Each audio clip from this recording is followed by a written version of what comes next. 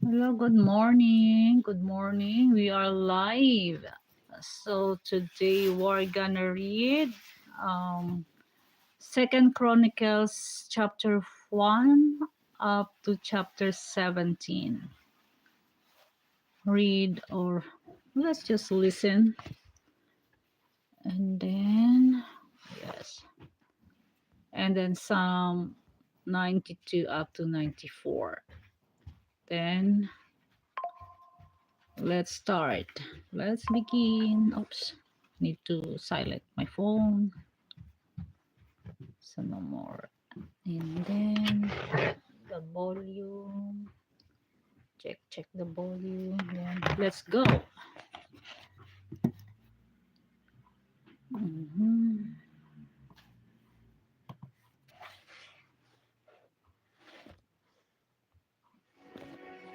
The book of 2 Chronicles, chapter 1. Solomon, son of David, established himself firmly over his kingdom, for the Lord his God was with him and made him exceedingly great. Then Solomon spoke to all Israel, to the commanders of thousands and commanders of hundreds, to the judges, and to all the leaders in Israel, the heads of families. And Solomon and the whole assembly went to the high place at Gibeon, for God's tent of meeting was there, which Moses the Lord's servant had made in the wilderness. Now David had brought up the ark of God from Kiriath-jearim to the place he had prepared for it, because he had pitched a tent for it in Jerusalem. But the bronze altar that Bezalel son of Uri, the son of Hur, had made was in Gibeon, in front of the tabernacle of the Lord. So Solomon and the assembly inquired of him there. Solomon went up to the bronze altar before the Lord in the tent of meeting, and offered 1,000 burnt offerings on it. That night God appeared to Solomon and said to him, "Ask for whatever you want me to give you." Solomon answered God, "You have shown great kindness to David my father, and have made me king in his place. Now, Lord God, let your promise to my father David be confirmed. For you have made me king over a people who are as numerous as the dust of the earth. Give me wisdom and knowledge, that I may lead this people. For who is able to govern this great people of yours?" God said to Solomon, "Since this is your heart's desire, and you have not asked for wealth, possessions, or honor, nor for the death of your enemies, and since you have not asked for a long life, but for wisdom and knowledge to govern my people, over whom I have made you king, therefore wisdom and knowledge will be given you.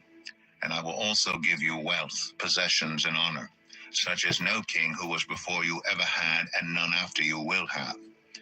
Then Solomon went to Jerusalem from the high place at Gibeon, from before the tent of meeting, and he reigned over Israel. Solomon accumulated chariots and horses. He had 1,400 chariots and 12,000 horses, which he kept in the chariot cities, and also with him in Jerusalem. The king made silver and gold as common in Jerusalem as stones, and cedar as plentiful as sycamore fig trees in the foothills. Solomon's horses were imported from Egypt and from Kew. The royal merchants purchased them from Kew at the current price. They imported a chariot from Egypt for 600 shekels of silver, and a horse for 150. They also exported them to all the kings of the Hittites and of the Arameans. 2 Chronicles 2.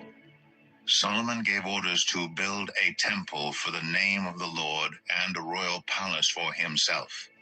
He conscripted 70,000 men as carriers, and 80,000 as stone cutters in the hills, and 3,600 as foremen over them. Solomon sent this message to Hiram, king of Tyre: "Send me cedar logs, as you did for my father David, when you sent him cedar to build a palace to live in. Now I am about to build a temple for the name of the Lord my God, and to dedicate it to him, for burning fragrant incense before him, for setting out the consecrated bread regularly, and for making burnt offerings every morning and evening, and on the Sabbaths, at the new moons, and at the appointed festivals of the Lord our God. This is a lasting ordinance for Israel. The temple I am going to build will be great, because our God is greater than all other gods. But who is able to build a temple for him, since the heavens, even the highest heavens, cannot contain him? Who then am I to build a temple for him, except as a place to burn sacrifices before him. Send me, therefore, a man skilled to work in gold and silver, bronze and iron, and in purple, crimson, and blue yarn, and experienced in the art of engraving, to work in Judah and Jerusalem with my skilled workers, whom my father David provided. Send me also cedar, juniper, and algum logs from Lebanon, for I know that your servants are skilled in cutting timber there. My servants will work with yours to provide me with plenty of lumber, because the temple I build must be large and magnificent. I will give your servants, the woodsmen who cut the timber, 20,000 cores of ground wheat, 20,000 cores of barley, 20,000 baths of wine, and 20,000 baths of olive oil. Hiram, king of Tyre, replied by letter to Solomon, because the Lord loves his people, he has made you their king. And Hiram added, Praise be to the Lord, the God of Israel, who made heaven and earth. He has given King David a wise son, endowed with intelligence and discernment, who will build a temple for the Lord and a palace for himself. I am sending you Huram-Abi, a man of great skill, whose mother was from Dan and whose father was from Tyre. He is trained to work in gold and silver, bronze and iron, stone and wood, and with purple and blue and crimson yarn and fine linen. He is experienced in all kinds of engraving and can execute any design given to him. He will work with your skilled workers and with those of my lord, David your father. Now let my lord send his servants the wheat and barley and the olive oil and wine he promised. And we will cut all the logs from Lebanon that you need, and will float them as rafts by sea down to Joppa. You can then take them up to Jerusalem. Solomon took a census of all the foreigners residing in Israel after the census his father David had taken, and they were found to be 153,600. He assigned 70,000 of them to be carriers, and 80,000 to be stone cutters in the hills, with 3,600 foremen over them to keep the people working. 2 Chronicles 3. Then Solomon began to build the temple of the Lord in Jerusalem on Mount Moriah, where the Lord had appeared to his father David. It was on the threshing floor of Araunah, the Jebusite, the place provided by David. He began building on the 2nd day of the 2nd month in the 4th year of his reign. The foundation Solomon laid for building the temple of God was 60 cubits long and 20 cubits wide, using the cubit of the old standard. The portico at the front of the temple was 20 cubits long across the width of the building and 20 cubits high. He overlaid the inside with pure gold. He paneled the main hall with juniper and covered it with fine gold and decorated it with palm tree and chain designs. He adorned the temple with precious stones, and the gold he used was gold of Parvaim. He overlaid the ceiling beams, door frames, walls, and doors of the temple with gold, and he carved a cherubim on the walls. He built the most holy place, its length corresponding to the width of the temple, 20 cubits long and 20 cubits wide. He overlaid the inside with 600 talents of fine gold. The gold nails weighed 50 shekels. He also overlaid the upper parts with gold. For the most holy place, he made a pair of sculptured cherubim and overlaid them with gold. The total wingspan of the cherubim was 20 cubits. One wing of the first cherub was 5 cubits long and touched the temple wall, while its other wing, also 5 cubits long, touched the wing of the other cherub. Similarly, one wing of the second cherub was 5 cubits long and touched the other temple wall, and its other wing, also 5 cubits long, touched the wing of the first cherub. The wings of these cherubim extended 20 cubits. They stood on their feet, facing the main hall. He made the curtain of blue, purple, and crimson yarn and fine linen, with cherubim worked into it. For the front of the temple, he made 2 pillars, which together were 35 cubits long, each with a capital 5 cubits high. He made interwoven chains, and he put them on top of the pillars. He also made 100 pomegranates and attached them to the chains. He erected the pillars in the front of the temple, one to the south and one to the north. The one to the south he named Jachin, and the one to the north Boaz.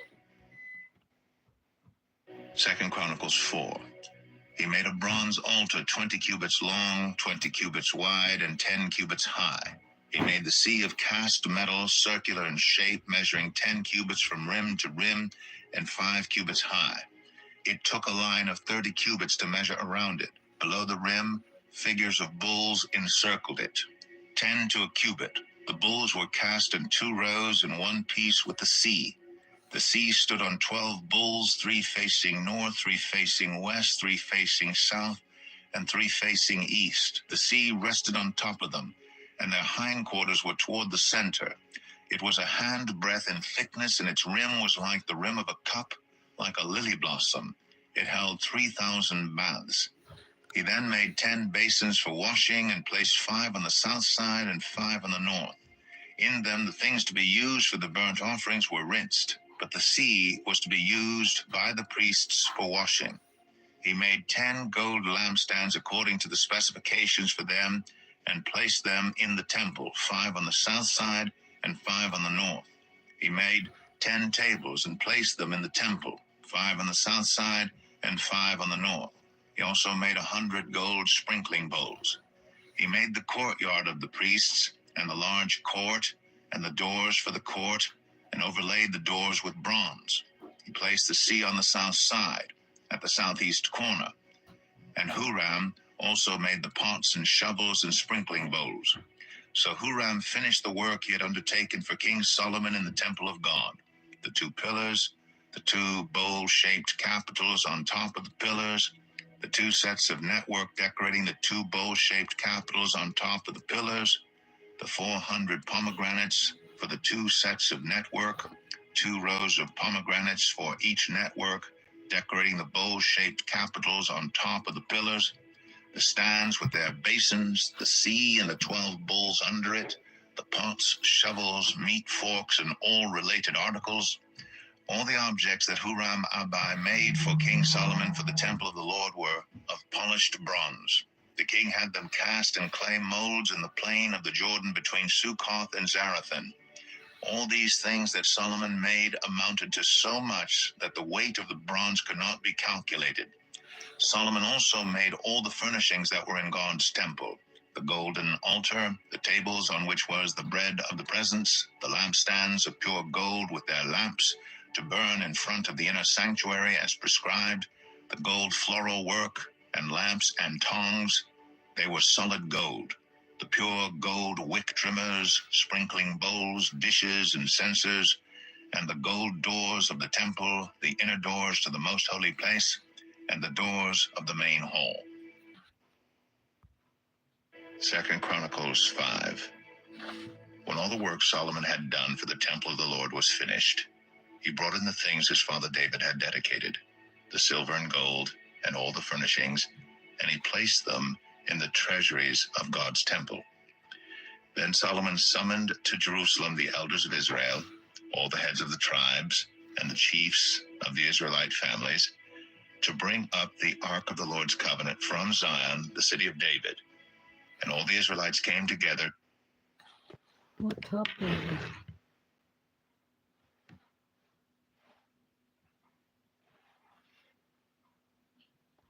What happened?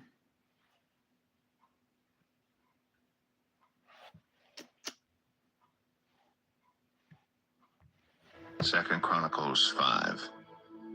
When all the work Solomon had done for the temple of the Lord was finished, he brought in the things his father David had dedicated, the silver and gold, and all the furnishings, and he placed them in the treasuries of God's temple. Then Solomon summoned to Jerusalem the elders of Israel, all the heads of the tribes, and the chiefs of the Israelite families, to bring up the ark of the Lord's covenant from Zion, the city of David. And all the Israelites came together to the king at the time of the festival in the 7th month. When all the elders of Israel had arrived, the Levites took up the ark, and they brought up the ark and the tent of meeting and all the sacred furnishings in it. The Levitical priests carried them up, and King Solomon And the entire assembly of Israel that had gathered about him were before the ark, sacrificing so many sheep and cattle that they could not be recorded or counted. The priests then brought the ark of the Lord's covenant to its place in the inner sanctuary of the temple, the most holy place, and put it beneath the wings of the cherubim. The cherubim spread their wings over the place of the ark and covered the ark and its carrying poles. These poles were so long that their ends extending from the ark could be seen from in front of the inner sanctuary, but not from outside the holy place, and they're still there today. There was nothing in the ark except the 2 tablets that Moses had placed in it at Horeb, for the Lord made a covenant with the Israelites after they came out of Egypt. The priests then withdrew from the holy place. All the priests who were there had consecrated themselves, regardless of their divisions. All the Levites who were musicians, Asaph, Heman, Jeduthun, and their sons and relatives, stood on the east side of the altar, dressed in fine linen and playing cymbals, harps, and lyres. They were accompanied by 120 priests sounding trumpets. The trumpeters and musicians joined in unison to give praise and thanks to the Lord, accompanied by trumpets, cymbals, and other instruments. The singers raised their voices in praise to the Lord and sang, "He is good, his love endures forever." Then the temple of the Lord was filled with the cloud, and the priests could not perform their service because of the cloud, for the glory of the Lord filled the temple of God. 2 Chronicles 6. Then Solomon said, "The Lord has said that he would dwell in a dark cloud. I have built a magnificent temple for you, a place for you to dwell forever." While the whole assembly of Israel was standing there, the king turned around and blessed them. Then he said, "Praise be to the Lord, the God of Israel, who with his hands has fulfilled what he promised with his mouth to my father David.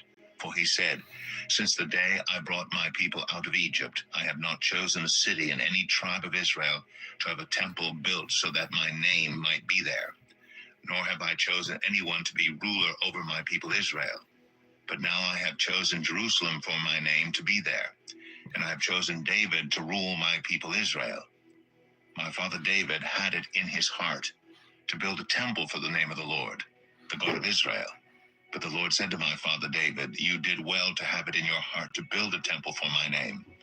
Nevertheless, you are not the one to build the temple, but your son, your own flesh and blood. He is the one who will build the temple for my name.' The Lord has kept the promise he made. I have succeeded David my father, and now I sit on the throne of Israel, just as the Lord promised, and I have built the temple for the name of the Lord, the God of Israel. There I have placed the ark, in which is the covenant of the Lord that he made with the people of Israel." Then Solomon stood before the altar of the Lord in front of the whole assembly of Israel and spread out his hands. Now he had made a bronze platform 5 cubits long, 5 cubits wide, and 3 cubits high, and had placed it in the center of the outer court. He stood on the platform and then knelt down before the whole assembly of Israel and spread out his hands toward heaven. He said, "Lord, the God of Israel, there is no God like you in heaven or on earth. You who keep your covenant of love with your servants, who continue wholeheartedly in your way. You have kept your promise to your servant David, my father. With your mouth you have promised, and with your hand you have fulfilled it, as it is today. Now, Lord, the God of Israel, keep for your servant David, my father, the promises you made to him when you said, 'You shall never fail to have a successor to sit before me on the throne of Israel.' If only your descendants are careful in all they do to walk before me according to my law, as you have done. And now, Lord, the God of Israel, let your word that you promised your servant David come true. But will God really dwell on earth with humans? The heavens, even the highest heavens, cannot contain you. How much less this temple I have built? Yet, Lord my God, give attention to your servant's prayer and his plea for mercy. Hear the cry and the prayer that your servant is praying in your presence. May your eyes be open toward this temple day and night, this place of which you said you would put your name there. May you hear the prayer your servant prays toward this place. Hear the supplications of your servant and of your people Israel when they pray toward this place. Hear from heaven, your dwelling place, and when you hear, forgive.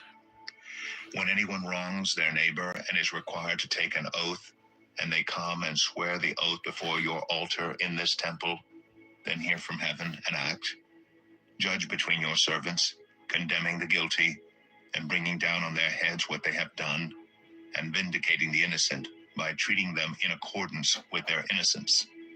When your people Israel have been defeated by an enemy because they have sinned against you, and when they turn back and give praise to your name, praying and making supplication before you in this temple, then hear from heaven and forgive the sin of your people Israel, and bring them back to the land you gave to them and their ancestors.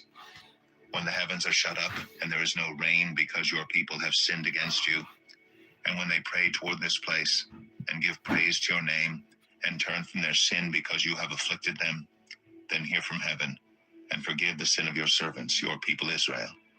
Teach them the right way to live, and send rain on the land you gave your people for an inheritance.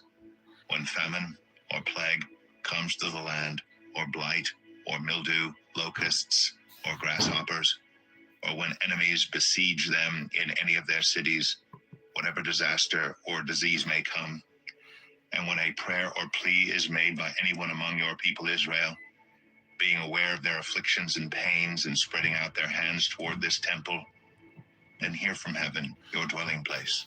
Forgive and deal with everyone according to all they do, since you know their hearts. For you alone know the human heart, so that they will fear you and walk in obedience to you all the time they live in the land you gave our ancestors. As for the foreigner who does not belong to your people Israel, but has come from a distant land because of your great name and your mighty hand and your outstretched arm, when they come and pray toward this temple, then hear from heaven, your dwelling place. Do whatever the foreigner asks of you, so that all the peoples of the earth may know your name and fear you, as do your own people Israel, and may know that this house I have built bears your name. When your people go to war against their enemies, wherever you send them, and when they pray to you toward this city you have chosen, and the temple I have built for your name, then hear from heaven their prayer and their plea, and uphold their cause. When they sin against you, for there is no one who does not sin, and you become angry with them and give them over to the enemy, who takes them captive to a land far away or near. And if they have a change of heart in the land where they are held captive, and repent and plead with you in the land of their captivity and say, we have sinned, we have done wrong and acted wickedly. And if they turn back to you with all their heart and soul in the land of their captivity, where they were taken, and pray toward the land you gave their ancestors, toward the city you have chosen, and toward the temple I have built for your name, then from heaven, your dwelling place, hear their prayer and their pleas, and uphold their cause, and forgive your people who have sinned against you. Now, my God, may your eyes be open and your ears attentive to the prayers offered in this place. Now arise, Lord God, and come to your resting place, you and the ark of your might. May your priests, Lord God, be clothed with salvation. May your faithful people rejoice in your goodness. Lord God, do not reject your anointed one. Remember the great love promised to David, your servant. 2 Chronicles 7. When Solomon finished praying, fire came down from heaven and consumed the burnt offering and the sacrifices, and the glory of the Lord filled the temple. The priests could not enter the temple of the Lord because the glory of the Lord filled it. When all the Israelites saw the fire coming down and the glory of the Lord above the temple, they knelt on the pavement with their faces to the ground and gave thanks to the Lord, saying, He is good. His love endures forever. Then the king and all the people offered sacrifices before the Lord. And King Solomon offered a sacrifice of 22,000 head of cattle and 120,000 sheep and goats. So the king and all the people dedicated the temple of God. The priests took their positions, as did the Levites, with the Lord's musical instruments, which King David had made for praising the Lord, and which were used when he gave thanks, saying, His love endures forever. Opposite the Levites, the priests blew their trumpets, and all the Israelites were standing. Solomon consecrated the middle part of the courtyard in front of the temple of the Lord, and there he offered burnt offerings and the fat of the fellowship offerings, because the bronze altar he had made could not hold the burnt offerings, the grain offerings, and the fat portions. So Solomon observed the festival at that time for 7 days, and all Israel with him, a vast assembly, people from Lebo Hamath to the Wadi of Egypt. On the 8th day they held an assembly, for they had celebrated the dedication of the altar for 7 days, and the festival for 7 days more. On the 23rd day of the 7th month he sent the people to their homes, joyful and glad in heart for the good things the Lord had done for David and Solomon, and for his people Israel. When Solomon had finished the temple of the Lord and the royal palace, and had succeeded in carrying out all he had in mind to do in the temple of the Lord and in his own palace, the Lord appeared to him at night and said, I have heard your prayer, and have chosen this place for myself as a temple for sacrifices.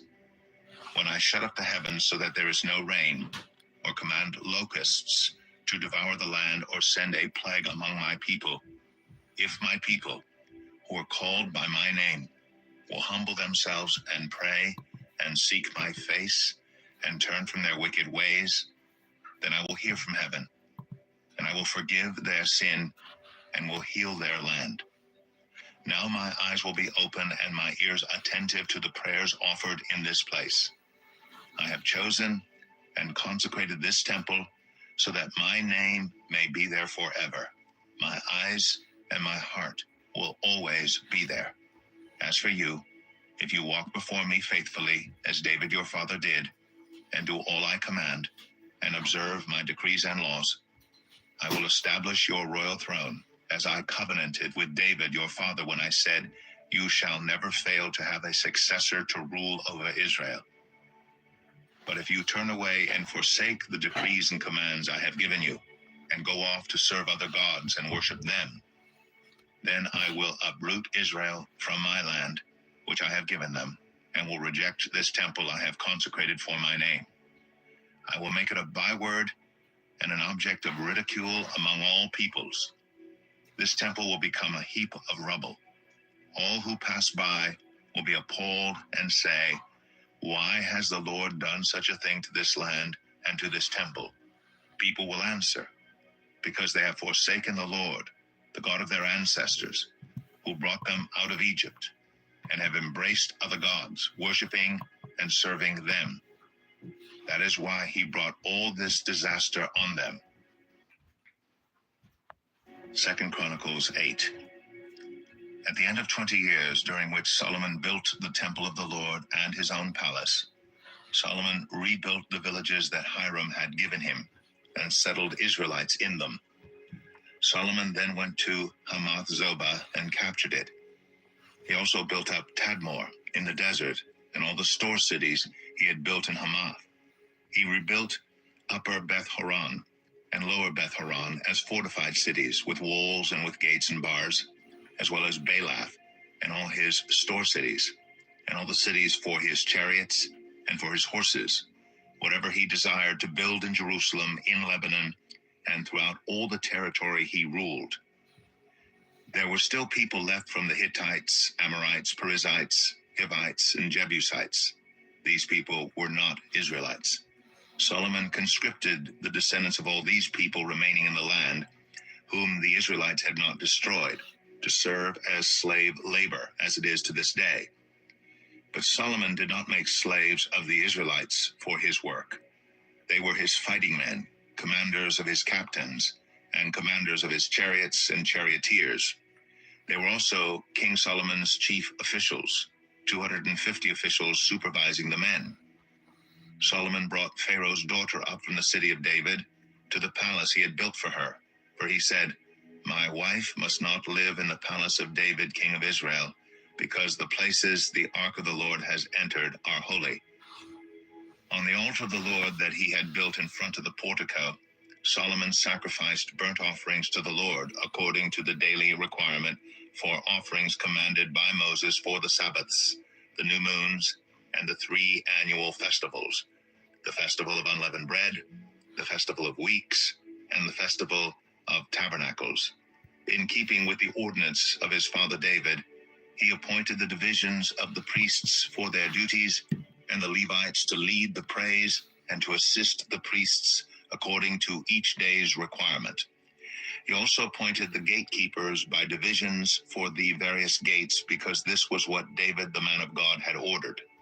They did not deviate from the king's commands to the priests or to the Levites in any matter, including that of the treasuries. All Solomon's work was carried out from the day the foundation of the temple of the Lord was laid until its completion. So the temple of the Lord was finished. Then Solomon went to Ezion-Geber and Elath on the coast of Edom, and Hiram sent him ships commanded by his own men, sailors who knew the sea. These, with Solomon's men, sailed to Ophir and brought back 450 talents of gold, which they delivered to King Solomon. 2 Chronicles 9. When the queen of Sheba heard of Solomon's fame, she came to Jerusalem to test him with hard questions, arriving with a very great caravan with camels carrying spices, large quantities of gold and precious stones. She came to Solomon and talked with him about all she had on her mind. Solomon answered all her questions. Nothing was too hard for him to explain to her. When the queen of Sheba saw the wisdom of Solomon, as well as the palace he had built, the food on his table, the seating of his officials, the attending servants in their robes, the cupbearers in their robes, and the burnt offerings he made at the temple of the Lord, she was overwhelmed. She said to the king, "The report I heard in my own country about your achievements and your wisdom is true. But I did not believe what they said until I came and saw with my own eyes. Indeed, not even half the greatness of your wisdom was told me. You have far exceeded the report I heard. How happy your people must be. How happy your officials who continually stand before you and hear your wisdom. Praise be to the Lord your God, who has delighted in you and placed you on his throne as king to rule for the Lord your God. Because of the love of your God for Israel and his desire to uphold them forever, he has made you king over them to maintain justice and righteousness." Then she gave the king 120 talents of gold, large quantities of spices and precious stones. There had never been such spices as those the queen of Sheba gave to King Solomon. The servants of Hiram and the servants of Solomon brought gold from Ophir. They also brought algum wood and precious stones. The king used the algum wood to make steps for the temple of the Lord and for the royal palace, and to make harps and lyres for the musicians. Nothing like them had ever been seen in Judah. King Solomon gave the queen of Sheba all she desired and asked for. He gave her more than she had brought to him. Then she left and returned with her retinue to her own country. The weight of gold that Solomon received yearly was 666 talents, not including the revenues brought in by merchants and traders. Also, all the kings of Arabia and the governors of the territories brought gold and silver to Solomon. King Solomon made 200 large shields of hammered gold. 600 shekels of hammered gold went into each shield. He also made 300 small shields of hammered gold, with 300 shekels of gold in each shield. The king put them in the palace of the forest of Lebanon. Then the king made a great throne covered with ivory and overlaid with pure gold. The throne had 6 steps, and a footstool of gold was attached to it. On both sides of the seat were armrests with a lion standing beside each of them. 12 lions stood on the 6 steps, one at either end of each step. Nothing like it had ever been made for any other kingdom. All King Solomon's goblets were gold, and all the household articles in the palace of the forest of Lebanon were pure gold. Nothing was made of silver, because silver was considered of little value in Solomon's day. The king had a fleet of trading ships, manned by Hiram's servants. Once every 3 years it returned, carrying gold, silver, and ivory, and apes and baboons. King Solomon was greater in riches and wisdom than all the other kings of the earth. All the kings of the earth sought audience with Solomon to hear the wisdom God had put in his heart. Year after year, everyone who came brought a gift, articles of silver and gold, and robes, weapons and spices, and horses and mules. Solomon had 4,000 stalls for horses and chariots, and 12,000 horses, which he kept in the chariot cities and also with him in Jerusalem. He ruled over all the kings from the Euphrates River to the land of the Philistines, as far as the border of Egypt. The king made silver as common in Jerusalem as stones, and cedar as plentiful as sycamore fig trees in the foothills. Solomon's horses were imported from Egypt and from all other countries. As for the other events of Solomon's reign, from beginning to end, are they not written in the records of Nathan the prophet, in the prophecy of Ahijah the Shilonite, and in the visions of Iddo the seer concerning Jeroboam son of Nebat? Solomon reigned in Jerusalem over all Israel 40 years. Then he rested with his ancestors and was buried in the city of David his father, and Rehoboam his son succeeded him as king. 2 Chronicles 10. Rehoboam went to Shechem, for all Israel had gone there to make him king. When Jeroboam son of Nebat heard this, he was in Egypt, where he had fled from King Solomon. He returned from Egypt. So they sent for Jeroboam, and he and all Israel went to Rehoboam and said to him, "Your father put a heavy yoke on us, but now lighten the harsh labor and the heavy yoke he put on us, and we will serve you." Rehoboam answered, "Come back to me in 3 days." So the people went away. Then King Rehoboam consulted the elders who had served his father Solomon during his lifetime. "How would you advise me to answer these people?" he asked. They replied, "If you will be kind to these people and please them and give them a favorable answer, they will always be your servants." But Rehoboam rejected the advice the elders gave him and consulted the young men who had grown up with him and were serving him. He asked them, "What is your advice? How should we answer these people who say to me, 'Lighten the yoke your father put on us'?" The young men who had grown up with him replied, "The people have said to you, 'Your father put a heavy yoke on us, but make our yoke lighter.' Now tell them, 'My little finger is thicker than my father's waist. My father laid on you a heavy yoke. I will make it even heavier. My father scourged you with whips. I will scourge you with scorpions." 3 days later, Jeroboam and all the people returned to Rehoboam as the king had said, "Come back to me in 3 days." The king answered them harshly. Rejecting the advice of the elders, he followed the advice of the young men and said, "My father made your yoke heavy. I will make it even heavier. My father scourged you with whips. I will scourge you with scorpions." So the king did not listen to the people, for this turn of events was from God, to fulfill the word the Lord had spoken to Jeroboam son of Nebat through Ahijah the Shilonite. When all Israel saw that the king refused to listen to them, they answered the king, "What share do we have in David? What part in Jesse's son? To your tents, Israel. Look after your own house, David." So all the Israelites went home. But as for the Israelites who were living in the towns of Judah, Rehoboam still ruled over them. King Rehoboam sent out Adoniram, who was in charge of forced labor, but the Israelites stoned him to death. King Rehoboam, however, managed to get into his chariot and escape to Jerusalem. So Israel has been in rebellion against the house of David to this day. 2 Chronicles 11. When Rehoboam arrived in Jerusalem, he mustered Judah and Benjamin, 180,000 able young men, to go to war against Israel and to regain the kingdom for Rehoboam. But this word of the Lord came to Shemaiah, the man of God. "Say to Rehoboam, son of Solomon, king of Judah, and to all Israel in Judah and Benjamin, this is what the Lord says. Do not go up to fight against your fellow Israelites. Go home, every one of you, for this is my doing."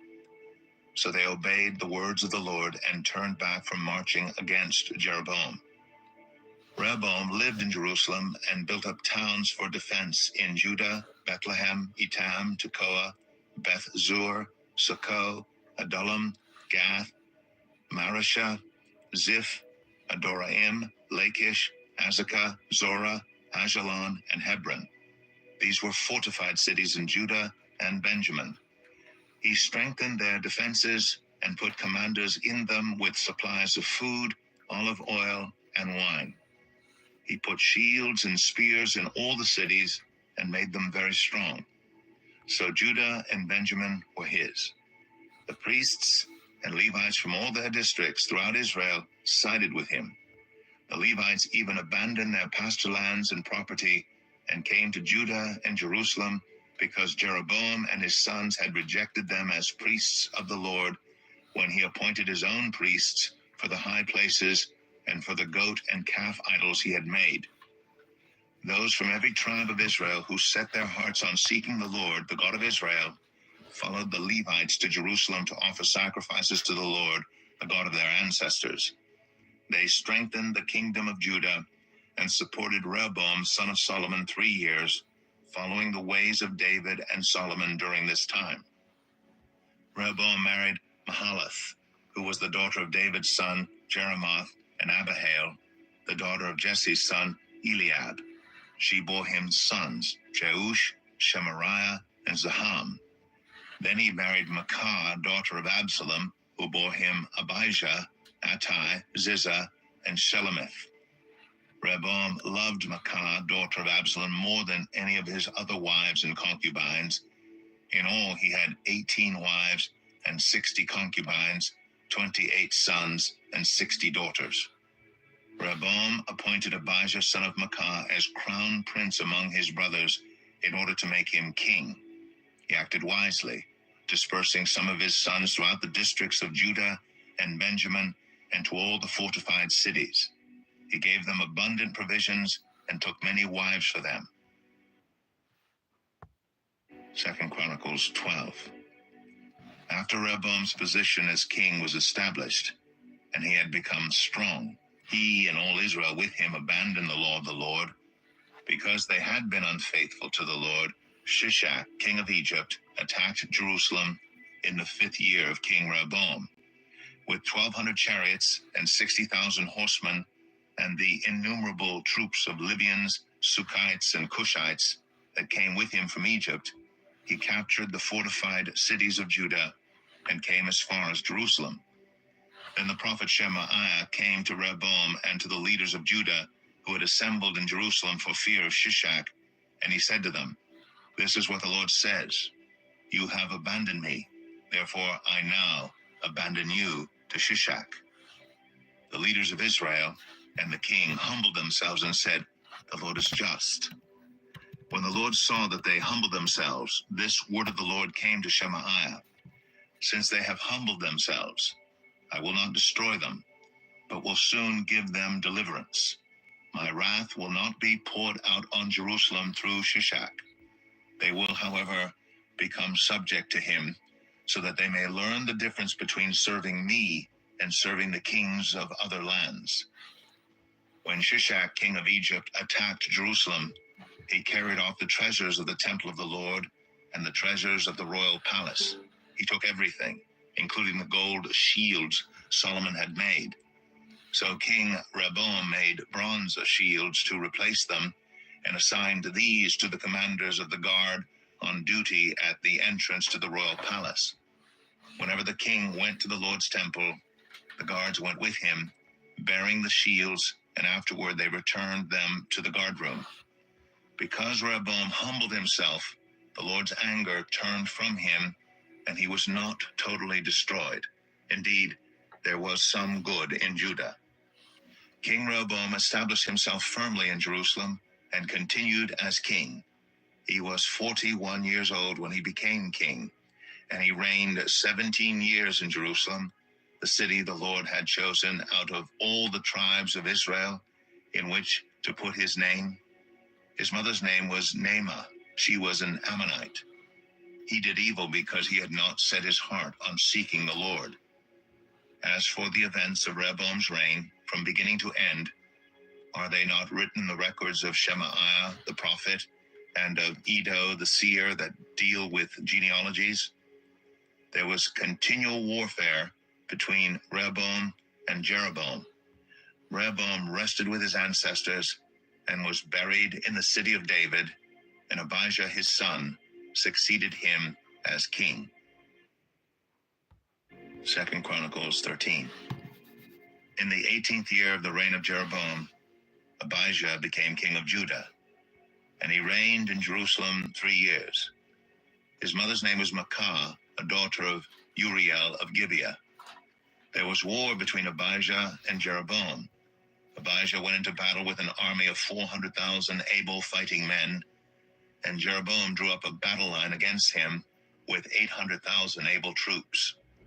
Abijah stood on Mount Zemaraim in the hill country of Ephraim and said, "Jeroboam and all Israel, listen to me. Don't you know that the Lord, the God of Israel, has given the kingship of Israel to David and his descendants forever by a covenant of salt? Yet Jeroboam, son of Nebat, an official of Solomon, son of David, rebelled against his master.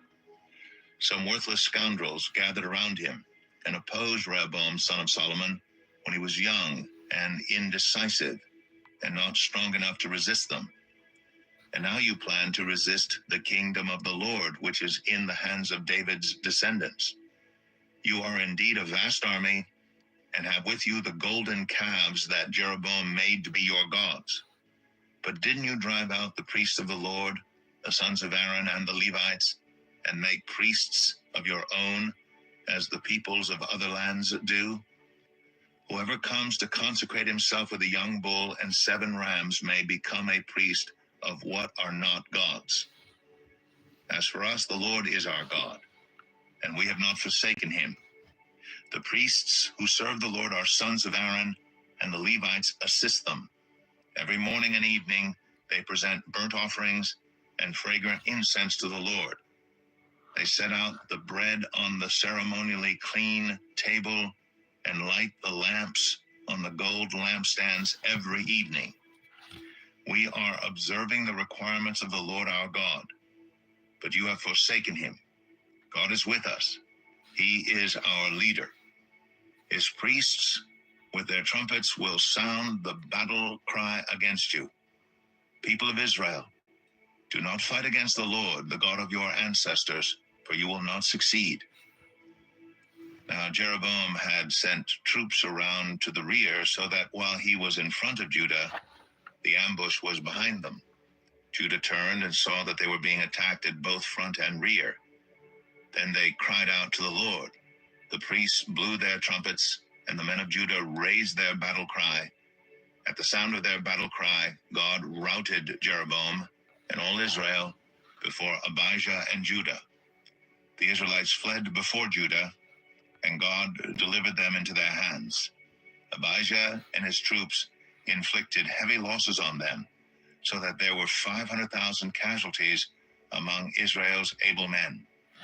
The Israelites were subdued on that occasion, and the people of Judah were victorious because they relied on the Lord, the God of their ancestors. Abijah pursued Jeroboam and took from him the towns of Bethel, Jeshanah, and Ephron, with their surrounding villages. Jeroboam did not regain power during the time of Abijah, and the Lord struck him down, and he died. But Abijah grew in strength. He married 14 wives and had 22 sons and 16 daughters. The other events of Abijah's reign, what he did and what he said, are written in the annotations of the prophet Iddo. 2 Chronicles 14. And Abijah rested with his ancestors and was buried in the city of David. Asa his son succeeded him as king, and in his days the country was at peace for 10 years. Asa did what was good and right in the eyes of the Lord his God. He removed the foreign altars and the high places, smashed the sacred stones, and cut down the Asherah poles. He commanded Judah to seek the Lord, the God of their ancestors, and to obey his laws and commands. He removed the high places and incense altars in every town in Judah, and the kingdom was at peace under him. He built up the fortified cities of Judah, since the land was at peace.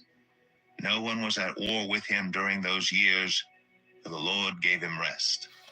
Let us build up these towns, he said to Judah, and put walls around them with towers, gates, and bars.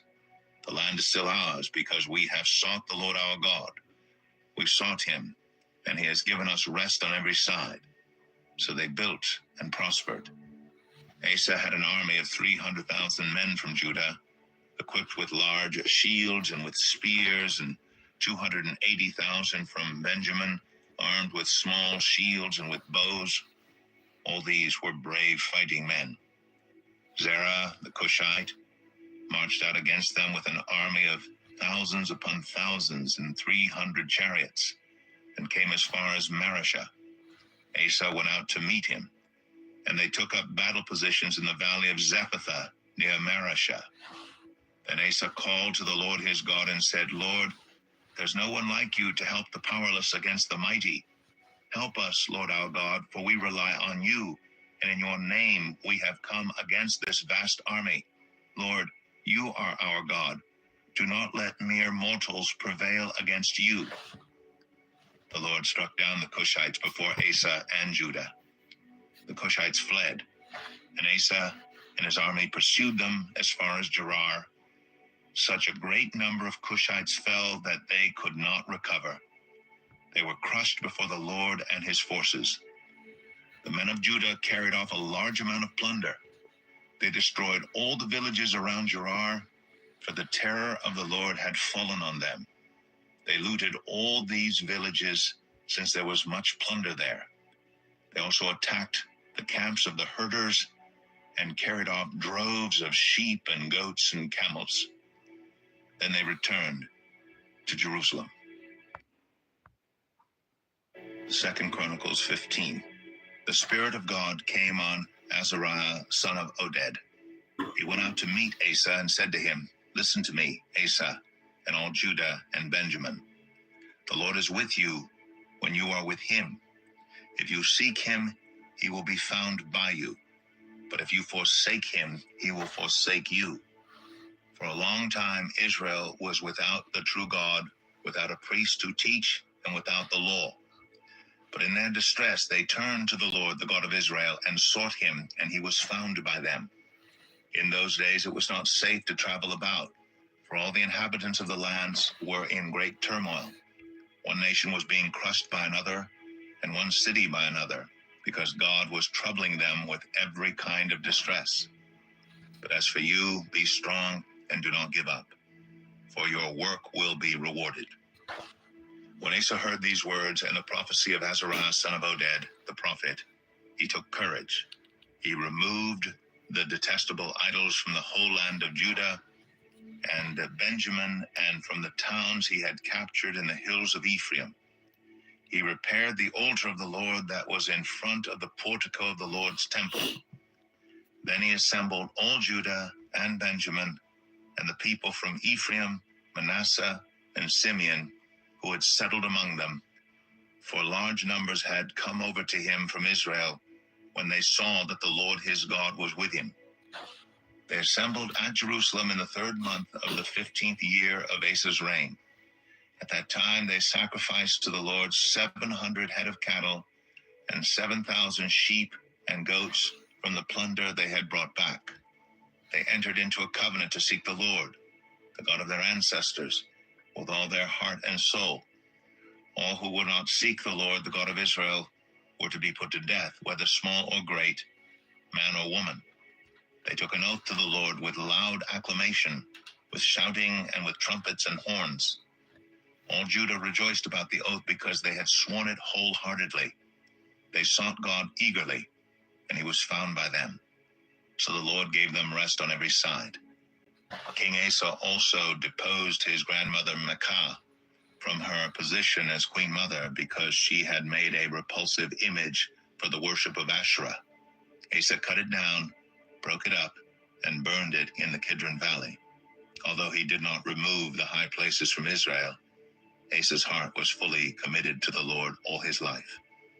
He brought into the temple of God the silver and gold and the articles that he and his father had dedicated.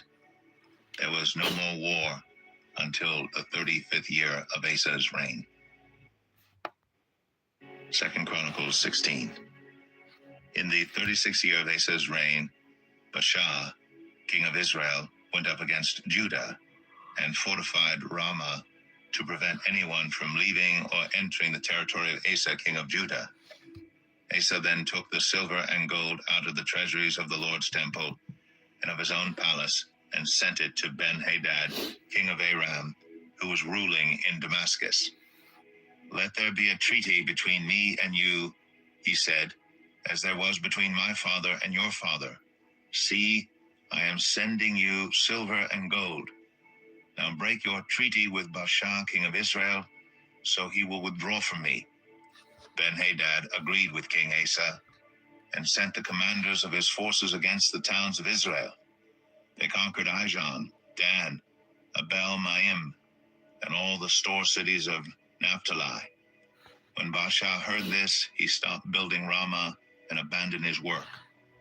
Then King Asa brought all the men of Judah, and they carried away from Ramah the stones and timber Baasha had been using. With them he built up Geba and Mizpah. At that time Hanani, the seer, came to Asa, king of Judah, and said to him, "Because you relied on the king of Aram and not on the Lord your God, the army of the king of Aram has escaped from your hand. Were not the Cushites and Libyans a mighty army with great numbers?" Oh no. What is wrong with you? Ah.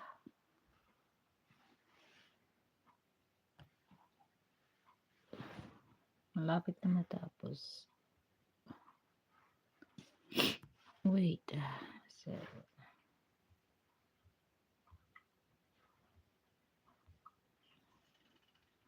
Second Chronicles.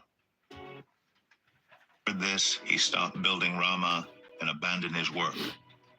Then King Asa, "Because you relied on the king of Aram and not on the Lord your God, the army of the king of Aram has escaped from your hand. Were not the Cushites and Libyans a mighty army with great numbers of chariots and horsemen? Yet when you relied on the Lord, he delivered them into your hand. For the eyes of the Lord range throughout the earth to strengthen those whose hearts are fully committed to him. You have done a foolish thing, and from now on you will be at war." Asa was angry with the seer because of this. He was so enraged that he put him in prison. At the same time, Asa brutally oppressed some of the people. The events of Asa's reign, from beginning to end, are written in the book of the kings of Judah and Israel. In the 39th year of his reign, Asa was afflicted with a disease in his feet. Though his disease was severe, even in his illness he did not seek help from the Lord, but only from the physicians. Then in the 41st year of his reign, Asa died and rested with his ancestors. They buried him in the tomb that he had cut out for himself in the city of David. They laid him on a bier covered with spices and various blended perfumes, and they made a huge fire in his honor. 2 Chronicles 17. Jehoshaphat his son succeeded him as king and strengthened himself against Israel. He stationed troops in all the fortified cities of Judah and put garrisons in Judah and in the towns of Ephraim that his father Asa had captured. The Lord was with Jehoshaphat because he followed the ways of his father David before him. He did not consult the Baals, but sought the God of his father and followed his commands rather than the practices of Israel. The Lord established the kingdom under his control, and all Judah brought gifts to Jehoshaphat, so that he had great wealth and honor. His heart was devoted to the ways of the Lord. Furthermore, He removed the high places and the Asherah poles from Judah. In the 3rd year of his reign, he sent his officials Ben-Hail, Obadiah, Zechariah, Nethanel, and Micaiah to teach in the towns of Judah. With them were certain Levites: Shemaiah, Nethaniah, Zebediah, Asahel, Shemiramoth, Jehonathan, Adonijah, Tobijah, and Tob-Adonijah, and the priests Elishama and Jehoram. They taught throughout Judah, taking with them the book of the law of the Lord. They went around to all the towns of Judah and taught the people. The fear of the Lord fell on all the kingdoms of the lands surrounding Judah, so that they did not go to war against Jehoshaphat. Some Philistines brought Jehoshaphat gifts and silver as tribute, and the Arabs brought him flocks, 7,700 rams and 7,700 goats. Jehoshaphat became more and more powerful. He built forts and stores, cities in Judah, and had large supplies in the towns of Judah. He also kept experienced fighting men in Jerusalem. Their enrollment by families was as follows: from Judah, commanders of units of 1,000, Adnah the commander, with 300,000 fighting men. Next, Jehohanan the commander with 280,000. Next, Amasaiah son of Zechariah, who volunteered himself for the service of the Lord with 200,000. From Benjamin, Eliada, a valiant soldier with 200,000 men armed with bows and shields. Next, Jehozabad, with 180,000 men armed for battle. These were the men who served the king, besides those he stationed in the fortified cities throughout Judah.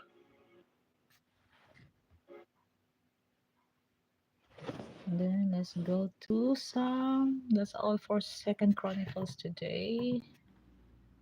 Let's go jump to Psalm 92. Psalm 92, 93, and 94. Wait. Psalm.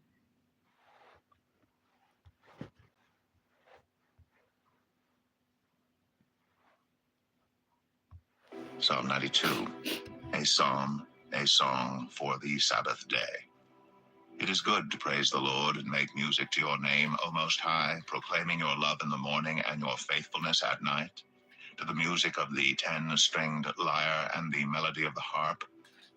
For you make me glad by your deeds, Lord. I sing for joy at what your hands have done. How great are your works, Lord, how profound your thoughts. Senseless people do not know, fools do not understand, that though the wicked spring up like grass and all evildoers flourish, they will be destroyed forever. But you, Lord, are forever exalted.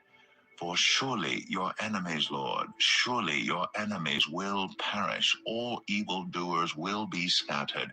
You have exalted my horn like that of a wild ox. Fine oils have been poured on me.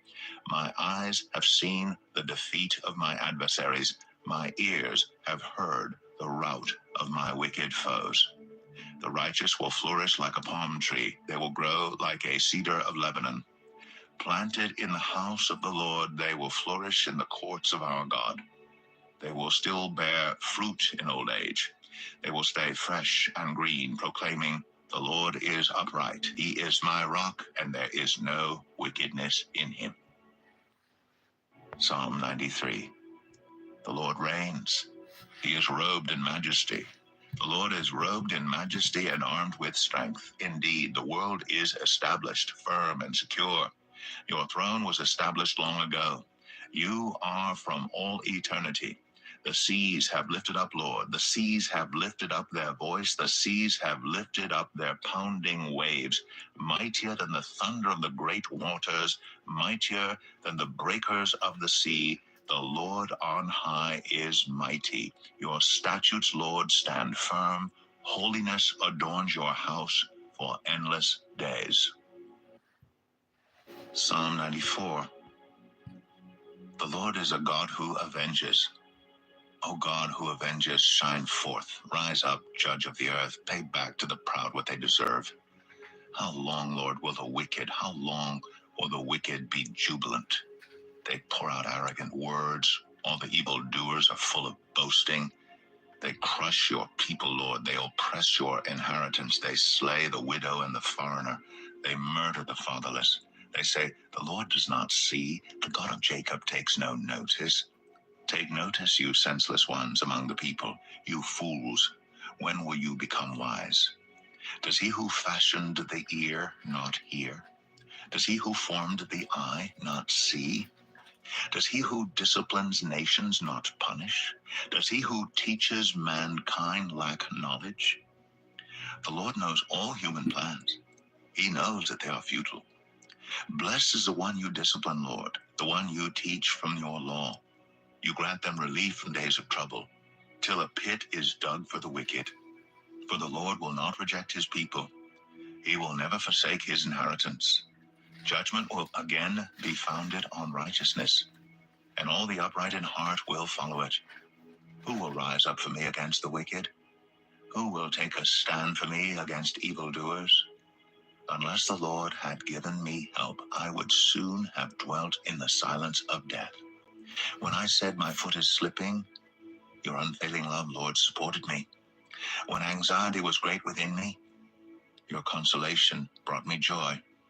Can a corrupt throne be allied with you? A throne that brings on misery by its decrees?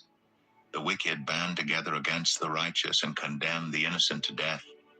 But the Lord has become my fortress, and my God the rock in whom I take refuge. He will repay them for their sins and destroy them for their wickedness. The Lord our God will destroy them. Psalm. Thank you. That's all for today.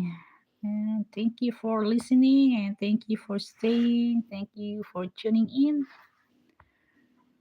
And hope to see you again. Hope to you'll be here still tomorrow. See you tomorrow, and God bless your day. God bless us all. Thank you. Bye.